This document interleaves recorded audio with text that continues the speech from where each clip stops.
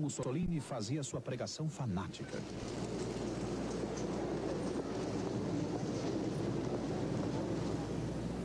Benito Mussolini, o Duce, condutor do Partido Fascista. Em 1922, torna-se ditador da Itália por meio de um golpe de Estado, mobilizando seus partidários na marcha sobre Roma. O governo democrático não reagiu.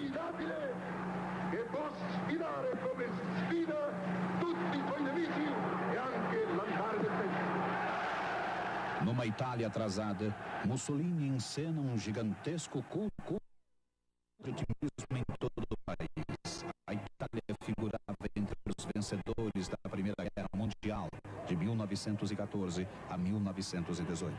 Mas obteve insignificantes reparações com a vitória. Isto feriu profundamente o orgulho nacional. Mussolini conseguiu despertar o entusiasmo dos italianos. Ele foi, comparado com Hitler, um ditador moderado. Conhecia seus limites e fez acordos com o rei e com a igreja. O regime do mais vaidoso dos déspotas é autoritário, porém não totalitário. Não havia a onipresença da brutalidade e da violência. Nos domínios da moda, das artes gráficas e do desenho industrial, a Itália já era um país que despertava as atenções de todo o mundo.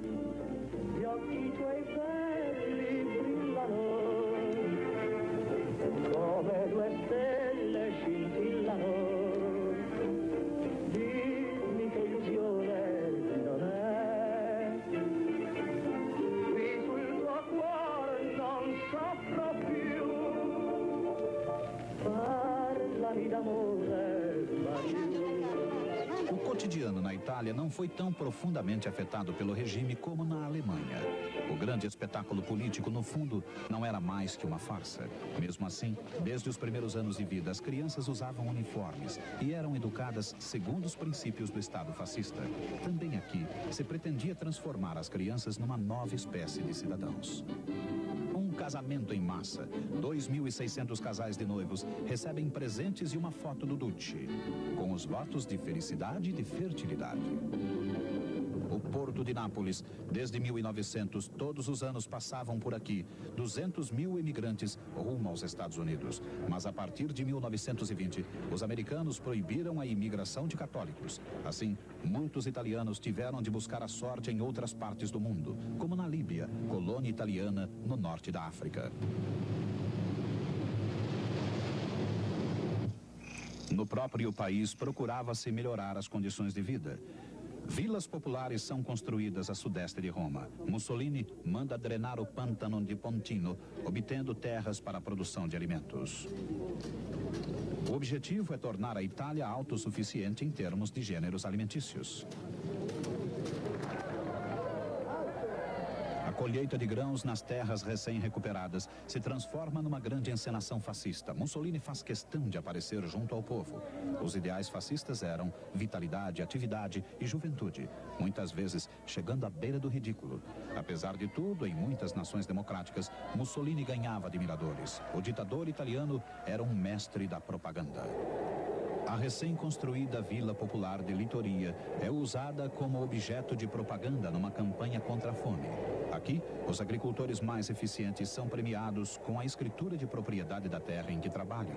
O fascismo de Mussolini incorpora algumas ideias socialistas entremeadas com o desejo do poder total, bem como uma completa indiferença com relação aos direitos dos seus opositores. Os inimigos políticos são enviados para a ilha de Lipari, ao norte da Sicília. Esses prisioneiros eram submetidos a maus tratos, embora os métodos adotados não possam ser comparados aos da Gestapo da Alemanha hitlerista. Como na antiguidade, o sonho de grandeza do Império Romano. A estrela do espetáculo é Mussolini, tendo ao lado a figura débil do rei. Uma ideia fixa do poder imperial, a ampliação das colônias italianas. O Mediterrâneo seria, como no Império Romano, o Mare Nostrum, o nosso mar. Um sacrifício pela pátria. As alianças são doadas. É preciso ouro para financiar a iminente guerra expansionista. Mussolini, e com ele muitos italianos, Achava que seu país havia sido prejudicado na partilha colonial realizada em 1919, depois da Primeira Guerra Mundial. Agora, era preciso recuperar o que fosse possível. O povo estava preparado para qualquer sacrifício. Ouro para as bombas. Bombas sobre a Abissínia, o império da África Oriental. A Abissínia, a atual Etiópia, era uma nação independente, tendo fronteiras com as colônias italianas de Eritreia e Somália. Este país conseguiu se manter durante séculos a salvo da cobiça das potências coloniais europeias. O imperador cristão da Abissínia, Haile Selassie, o Leão de Judá, tinha o leão como símbolo do poder e era considerado descendente do rei Salomão e da rainha de Sabá.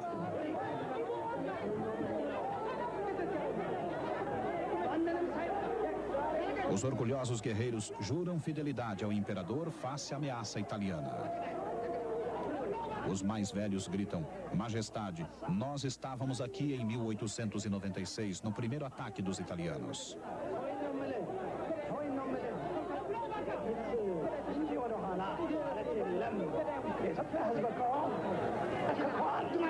O imperador, Sua Alteza Infinita, mas de uma debilidade infinita. Ele não pode prescindir da lealdade de seus príncipes, mas sabe que sua nação subdesenvolvida não conseguirá fazer frente a uma potência industrial.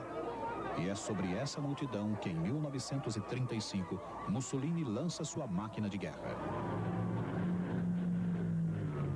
O domínio aéreo de um país sem armas modernas não é problema.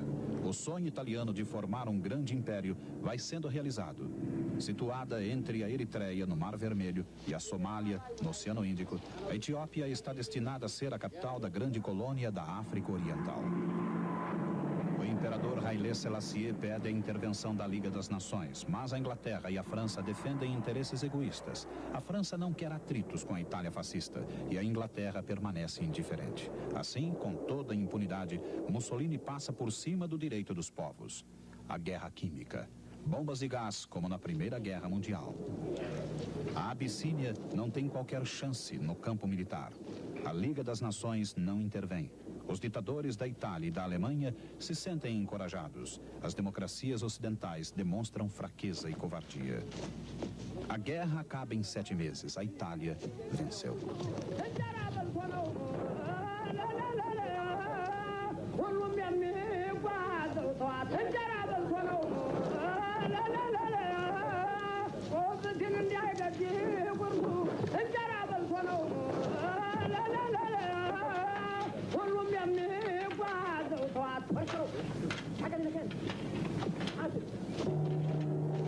Roma, 5 de maio de 1936. Mussolini fala ao povo na Piazza Venezia. É a comemoração da vitória. As massas amam os ditadores desde que eles vençam sempre.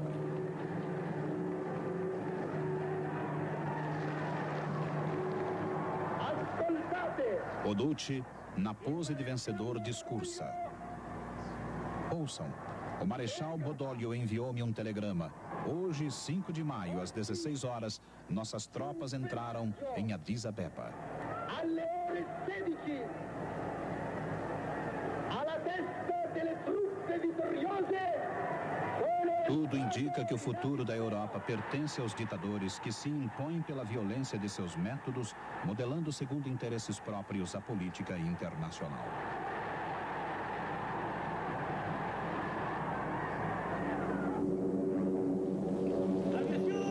Meses mais tarde, bombas sobre a Espanha lançadas por aviões italianos e alemães. O fascismo espanhol começa sua investida contra o regime socialista de Madrid.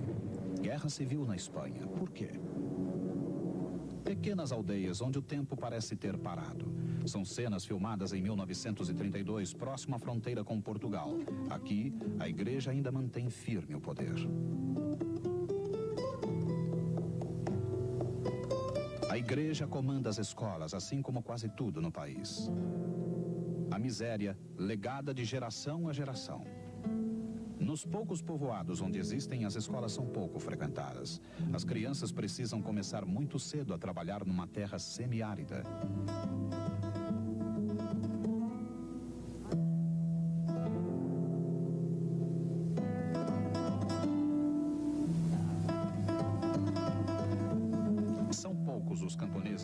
terra necessária para prover o sustento da família. Os meeiros e os camponeses sem terra dependem totalmente dos latifundiários. Geralmente, têm com eles grandes dívidas. Só consegue emprego quem é bem comportado e não se preocupa com política. Mas quando caem os preços dos produtos agrícolas, os latifundiários deixam grande parte de suas terras sem uso e o desemprego aumenta. Uma grande parte do território espanhol lembra a miséria da Rússia czarista ou países pobres da Ásia. Em outros países europeus, já no século XIX, conseguiu-se aos poucos diminuir as desigualdades sociais. Porém, do outro lado dos Pirineus, não se registraram novos impulsos políticos e econômicos. Aqui, a estrutura social permanece inalterada. Isto faz com que, no começo dos anos 30, a população rural comece a desenvolver intenso ódio às classes dominantes, manifestado na violência anarquista e num fanatismo cego. A Espanha dos pobres permanece mergulhada em seu passado, muito distante da Espanha das grandes cidades.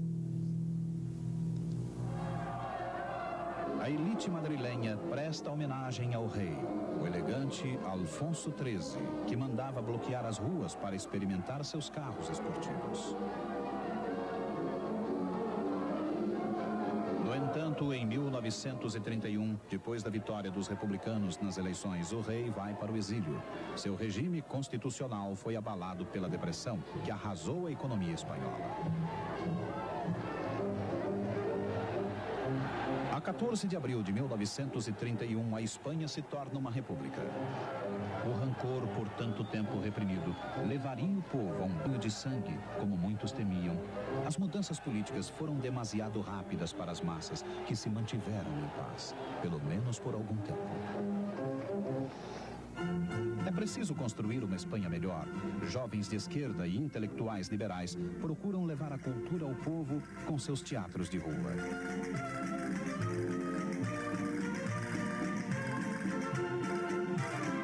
Uma educação moderna. Agora as escolas pertencem ao Estado. A igreja perdeu seus antigos privilégios. O que se quer é tirar a Espanha da minoridade medieval. Mas um após outro, os projetos idealistas se chocam com a dura realidade. Os esquerdistas querem transformações radicais na sociedade. Os anarquistas abominam o Estado. Ocorrem rebeliões, choques violentos entre facções. Igrejas eram incendiadas. Múmias de freiras eram arrancadas de seus sarcófagos. Abrem-se as comportas para o ódio represado. A burguesia liberal que queria uma Espanha livre está acuada. A jovem república perde aos poucos o controle da situação. São formados grupos antiterroristas de direita. Os fascistas, que se apresentam como salvadores da pátria, ganham a cada dia mais prestígio. No exército, uma dúvida. Os militares devem continuar leais ao governo. O general Francisco Franco está tranquilo com o desenrolar dos acontecimentos. Ele é o líder dos fascistas, que aqui na Espanha se denominam falangistas. O general Franco voa para o Marrocos espanhol para promover a rebelião das tropas contra a República. Para o transporte dos soldados, Hitler organiza uma ponte aérea com aviões alemães. Pouco depois, a Alemanha e a Itália enviavam seus próprios soldados à Espanha para apoiar Franco num golpe de Estado contra o regime constitucional.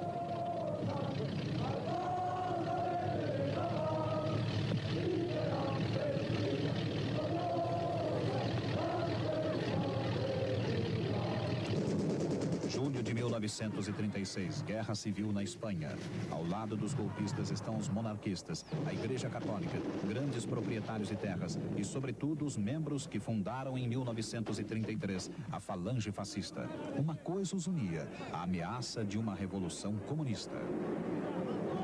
As mulheres também pegam em armas, a maioria lutando pela República.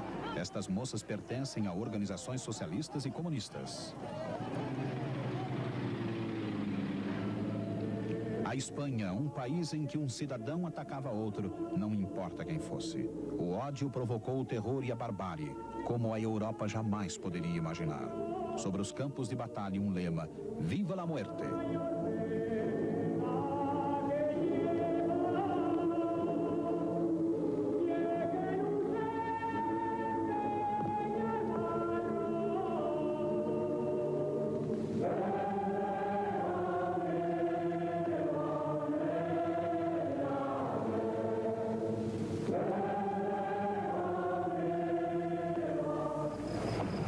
Fugir.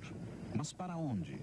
Na retaguarda agiam os comandos da morte, pertencentes a um ou a outro lado. Os golpistas mataram 70 mil pessoas. Os republicanos mataram 50 mil.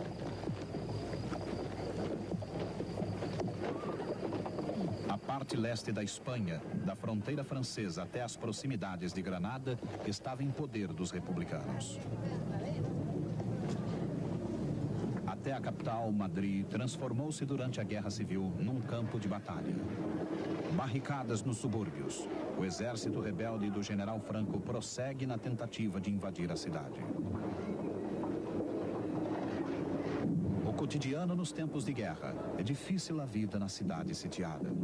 Formam-se filas à espera de comida.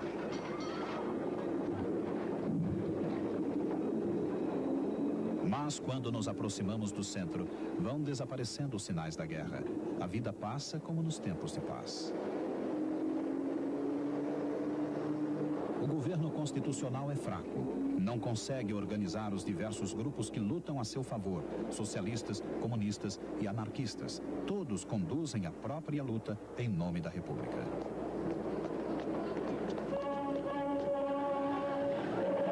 A alegria numa cidade controlada pelo governo com a chegada de reforços, novos soldados da Brigada Internacional. Comunistas, socialistas, idealistas de vários países lutam aqui como voluntários. Para eles, a Espanha é o país onde deverá ocorrer uma luta histórica. Entre os maus, os fascistas, e os bons, os socialistas e comunistas.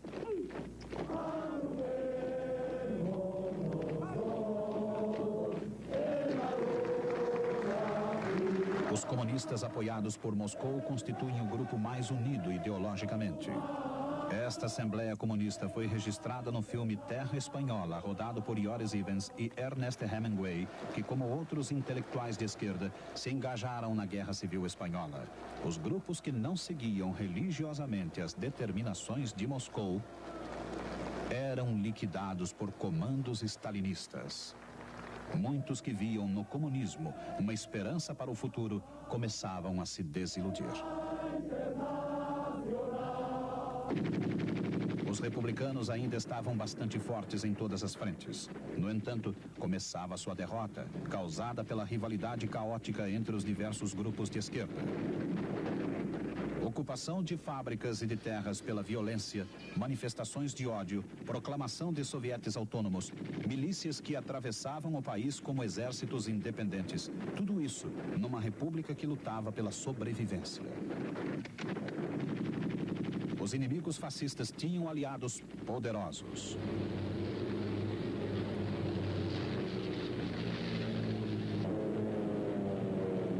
Bombardeiros alemães e italianos nos céus da Espanha.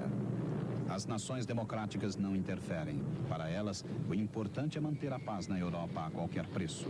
Os acontecimentos na Espanha não lhes dizem respeito.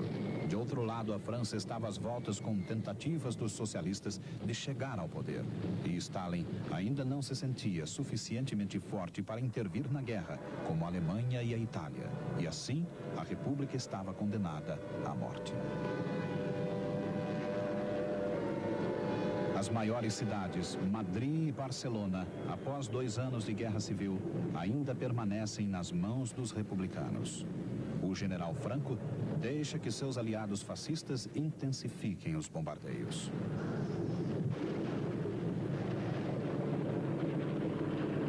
Estas cenas apareciam com frequência cada vez maior nos jornais cinematográficos dos países democráticos. Mas o horror mostrado nas telas não fez com que a Inglaterra e a França mudassem de posição. Só queriam a paz a qualquer preço.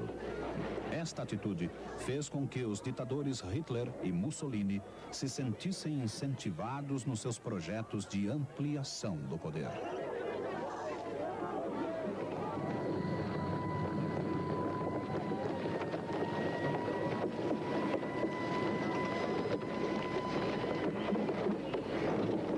No começo de abril de 1939, a República capitula. O poder vai para as mãos do general Franco e seus aliados Hitler e Mussolini.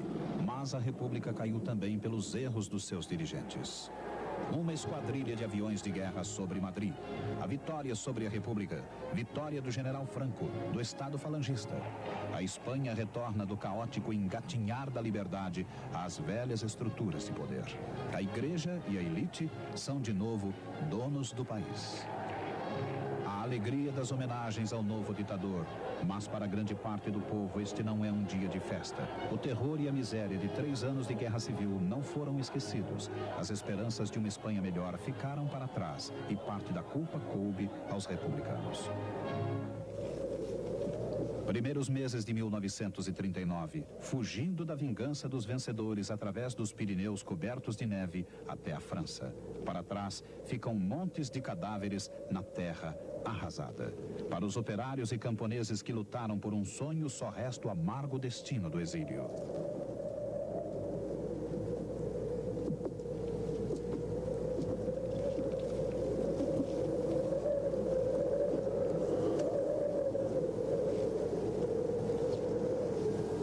Fuga para a França, onde ainda existe paz e liberdade. Paz e liberdade. 5 meses mais tarde, Hitler começava a Segunda Guerra Mundial. Próxima semana, a série Os Anos 30 vai mostrar como foi a década para a China e o Japão. Até lá.